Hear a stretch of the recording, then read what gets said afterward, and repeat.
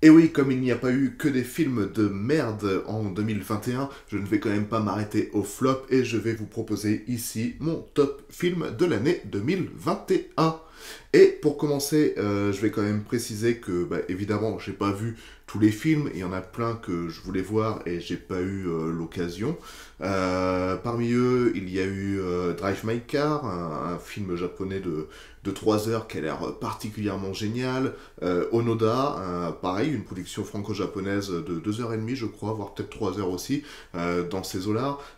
Qu'est-ce qu'il y a eu d'autre? Il y a eu pas mal de films français que j'ai loupés, comme Les Olympiades, c'est le dernier Audiard.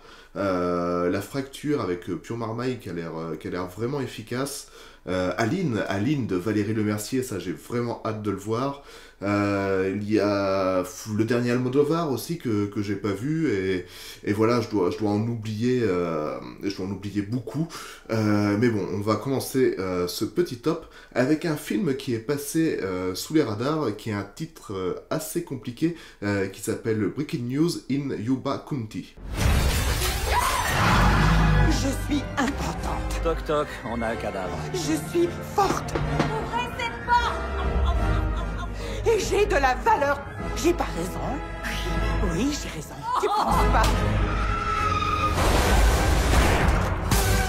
Un week-end d'horreur. Un week-end de chaos et de deuil. Pourrais-tu, s'il te plaît, me laisser célébrer? C'est une belle journée. C'est une belle journée, tu trouves pas? Non? Comme je le disais, c'est un film qui est vraiment passé sous les radars, qui n'a pas eu l'occasion de rencontrer son public, et j'ai l'impression que très peu de gens l'ont vu, et très peu de gens donc sont passés à côté de ce petit film qui est vraiment très agréable à regarder. Le casting réunit Allison Janney, qu'on a pu voir dans The West Wing, où elle joue la fabuleuse Sidji, elle joue aussi dans Harry Potter, où elle joue la directrice de l'école française, là, quand il y a les matchs de Quidditch, la coupe de feu, etc. etc. Dans le casting, on a aussi Mila Kunis, qu'on a pu voir bien sûr dans Black Swan. Il y a qui d'autre? Il y a Juliette Lewis, que j'avais pas vue, mais depuis de très nombreuses années, je pensais qu'elle avait complètement disparu, mais visiblement non. Et il y a aussi Awkwafina, qui est pourtant une actrice que j'aime beaucoup, et on est ici sur un petit film qui mélange l'absurde, qui mélange la violence, et surtout des quiproquos comiques. On n'est pas loin des frères Cohen, de Tarantino ou de Guy Ritchie, mais en version beaucoup plus light et édulcorée. Eh mais au fait, tant que j'y pense, j'ai oublié de vous le souhaiter, mais bonne année! Bon, ça c'est fait, donc on peut passer au prochain film. Le prochain film, c'est bien entendu le dernier Spider-Man. Tout est ma faute. Je peux pas sauver tout le monde.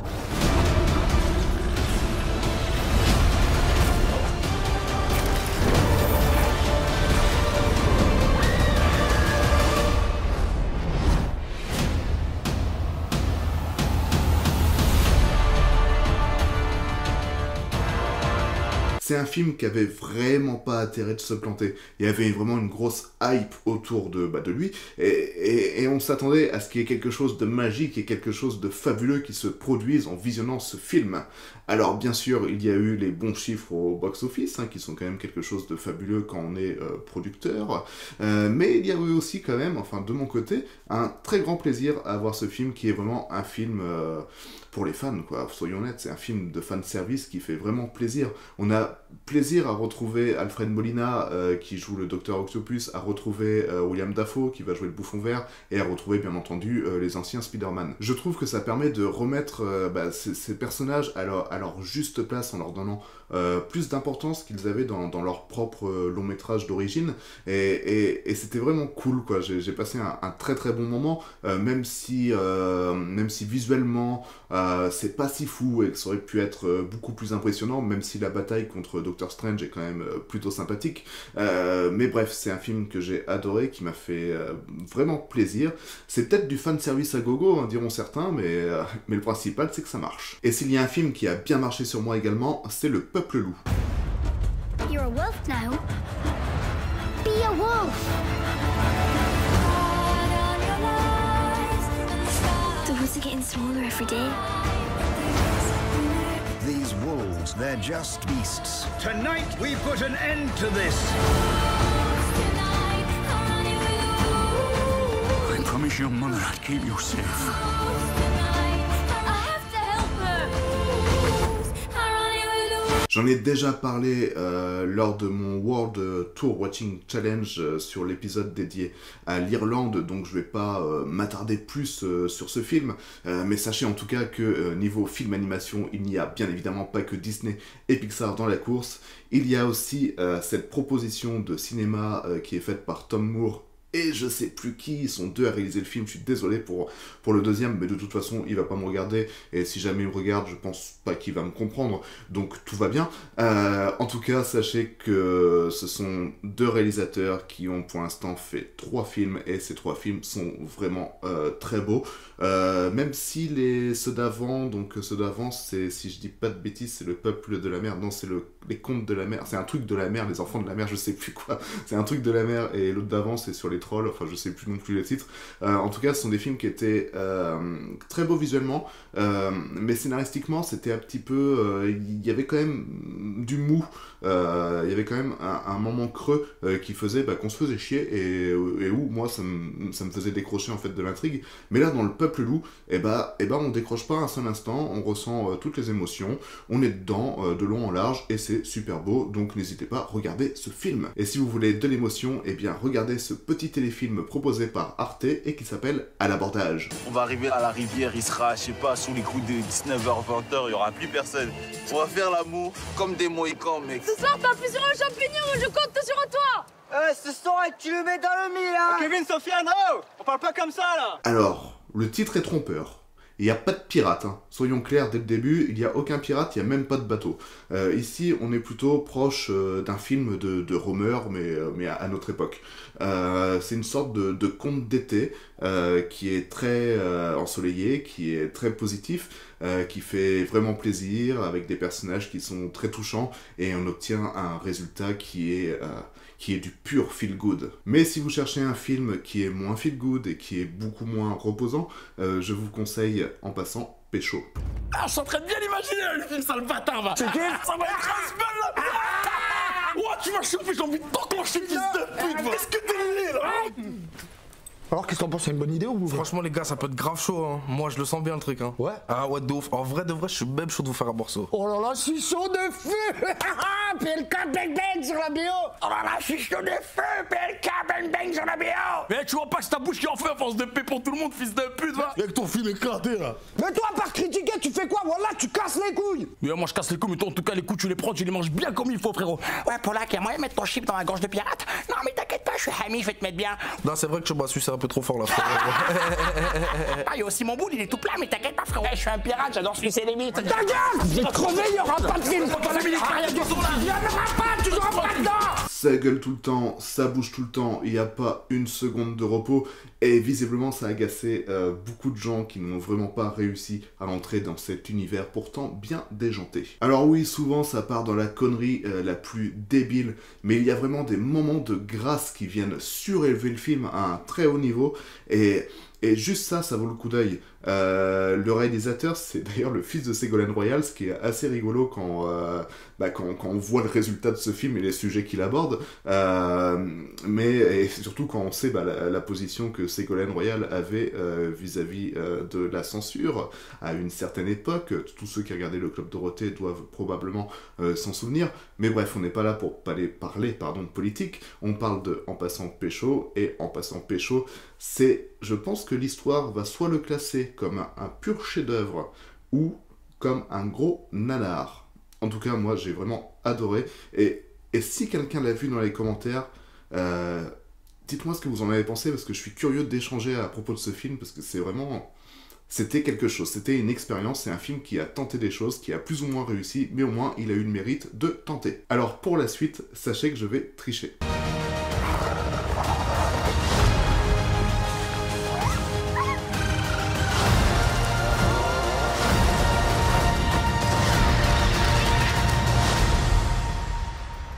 En effet, je vais parler de Dansez pas. Et Dansez pas, c'est un court-métrage, comme quoi on a le droit de tout mettre dans un top. De toute façon, c'est ma vidéo, donc je fais ce que je veux. Et si j'ai envie de mettre un court-métrage dans un top film, je le fais. En tout cas, Dansez pas, c'était le court-métrage qui était proposé au tout début du film, enfin en première partie du film Encanto, donc la dernière superproduction Disney. C'était d'ailleurs un film assez moyen, qui chante beaucoup trop. pour moi en tout cas, hein, c'est toujours mon point de vue, hein, je vous le rappelle. Alors ce petit court-métrage s'inscrit grandement dans la veine des courts-métrages précédents de Disney et de Pixar, donc c'est très mignon, c'est très attachant. Ça tire des petites larmes, Michette, on est vraiment, enfin moi je suis conquis par ce petit univers, par ce petit raton laveur trop mignon, et oui, j'ai pleuré, j'ai pas honte de le dire, j'ai pleuré quoi, merde. Et en parlant de larmes, est-ce que vous avez vu Désigné coupable? Peut-être qu'il est coupable. Peut-être, oui. Vous devez me dire tout ce que vous avez subi, sinon je ne pourrai pas vous défendre, est-ce que vous comprenez? Vous me demandez de mettre le feu ici, mais moi je suis toujours coincé ici. Ce n'est pas un suspect, c'est un témoin. Je viens d'un pays où on n'a aucune confiance en la police. Jamais je n'aurais imaginé que les États-Unis d'Amérique utiliseraient la peur et la terreur pour me contrôler. Alors ça, sur le papier, c'est un film qui m'attirait pas du tout. Le casting est plutôt correct, hein, avec Tahar Rahim, donc notre petit Frenchie qui joue notamment dans Un prophète de Audiard, avec Jodie Foster, bon bah Le silence des agneaux, je crois qu'il n'y a plus besoin de la présenter, et Benedict Cumberbatch, je pense que lui non plus on n'a plus besoin de le présenter, Doctor Strange, tout ça, hein. Sherlock Holmes, surtout Sherlock Holmes, c'est quand même sa meilleure prestation, je pense, à mes yeux. Bref, tout ce petit beau monde était réuni dans ce qui me semblait être une sorte de film à Oscar, parce que on est sur un biopic, on sent qu'il va avoir du pathos, qu'il va avoir vraiment de l'exagération, qu'on va essayer de nous faire chialer à tout prix, qu'on veut rafler tous les prix avec de belles images, avec de belles prestations d'acteurs, etc., etc. Eh bien, c'est un petit peu le cas, mais c'est quand même beaucoup plus fin que ça. Il y a des clichés dans la réalisation, ça c'est indéniable, mais il y a surtout, à mon avis, la prestation de Tahar Rahim qui élève le film, et surtout bah, le personnage qu'il interprète, qui est toujours positif dans des moments qui sont vraiment très extrêmes, et ce qui fait que ce film, qui en apparence a l'air d'être dur, qui a l'air vraiment de vouloir dénoncer des choses, et bien en plus de ça, il rajoute une dimension qui est feel good, et ça c'est vraiment surprenant de voir ça, parce que c'est la positivité du personnage qui apporte cette touche qui est vraiment qui relève de l'extraordinaire, surtout quand on sait que c'est une histoire vraie. Et voilà, on est déjà dans le top 3, et sur la petite marche du podium, on peut citer un film qui n'est ni américain, qui est ni français, ce qui, vous l'avez remarqué, a quand même été assez rare dans ce top. On a quand même eu un film irlandais, bon bah c'est déjà ça. Là on est sur un film argentin, ça reste quand même une coproduction française, hein, je vous rassure, et ce film s'appelle Les sorcières d'Aquelarre.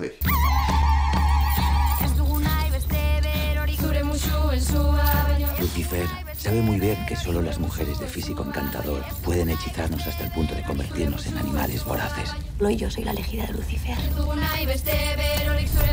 Son beldurra diete, son beldurra que es diete.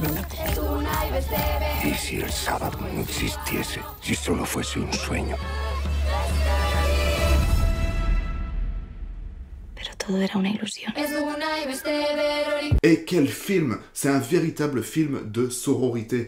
Et le film excelle vraiment, que ce soit visuellement, où il y a de très beaux plans, le casting est aussi impeccable, et ce, même si les actrices n'étaient pas connues du tout, mais surtout le film sait parfaitement s'arrêter au bon moment et est très juste sur ses propos. C'est une véritable œuvre féministe qui mérite d'être vue, mais beaucoup plus que ça, et surtout pour sa scène finale qui est vraiment, qui s'approche du sublime. Et en deuxième position, on va retrouver un gros blockbuster américain, c'est The Suicide Squad. C'est du suicide. C'est notre spécialité.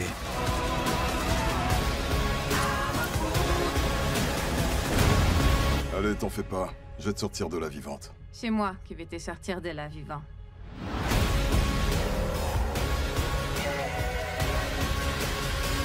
Oh, quelle merde! On a un putain de kaiju qui fout le souk!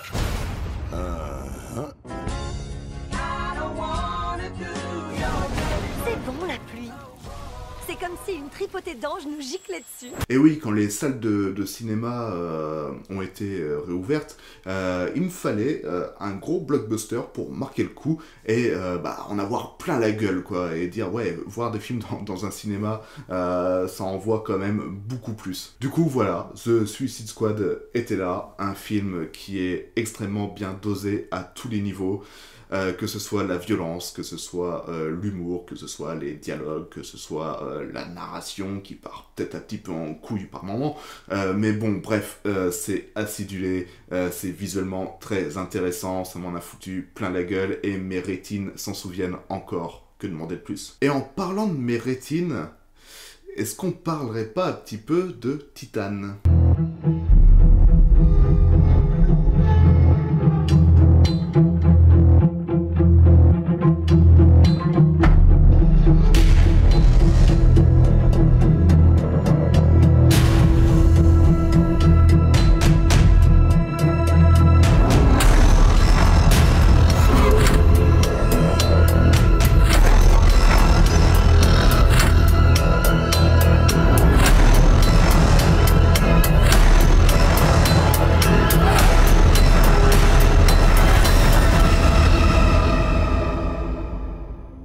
Parce que s'il y a un film qui est vraiment assez éprouvant à regarder, c'est bien lui. Alors, pourquoi il est en top 1 ? Eh bien, tout simplement parce que dépasser ce début de film où on a l'impression d'assister vraiment à de la violence gratuite, sans aucune profondeur, si ce n'est d'essayer de nous écœurer un maximum. On comprend pas du tout le personnage principal, enfin moi j'ai pas du tout compris le personnage principal au premier abord, mais ensuite, si on s'accroche bien, eh bien le film prend une toute autre dimension. C'est un film qui a eu la Palme d'Or au Festival de Cannes, hein, c'est je pense une des Palmes d'Or les plus osées qui a été donnée lors de ce festival, et le film pour moi est à la hauteur de cette récompense, même si elle va dans un genre qui est tout à fait différent des films palmés habituellement. On est dans un film dur, on est dans un film violent, mais ça je le répète, mais c'est peut-être parce qu'il y a une bonne raison si je me répète. En tout cas, parmi toute cette dureté et cette violence, il y a quelque chose de particulièrement envoûtant dans ce long métrage. Et je pense que ça c'est dû à la prestation des deux acteurs principaux. D'un côté il y a cette actrice dont je ne connais pas le nom, qui je crois que c'est son unique long métrage d'ailleurs, je sais pas, qui joue donc Titane, qui est vraiment, je saurais pas dire de mots. On va dire qu'elle est exceptionnelle, mais c'est pas ça le mot, il faut le voir, c'est une prestation qui est juste, mais comment on fait pour être juste dans la folie ? Je sais pas. En tout cas, le deuxième personnage, il est interprété par Vincent Lindon, et là, il joue un homme fort, et ça, il le joue particulièrement bien, que ce soit physiquement avec ce corps qui est vraiment bien sculpté et bien montré, que moralement avec toutes ces lignes de dialogue qui sont à mes yeux parfaitement bien écrites. Bref, la réalisatrice ose vraiment des choses, elle va assez loin, voire même très loin dans son sujet, et à mes yeux elle dépasse un petit peu le réalisateur à laquelle on l'a comparé tout le long de la sortie de ce film, à savoir David Cronenberg, et notamment son film Crash.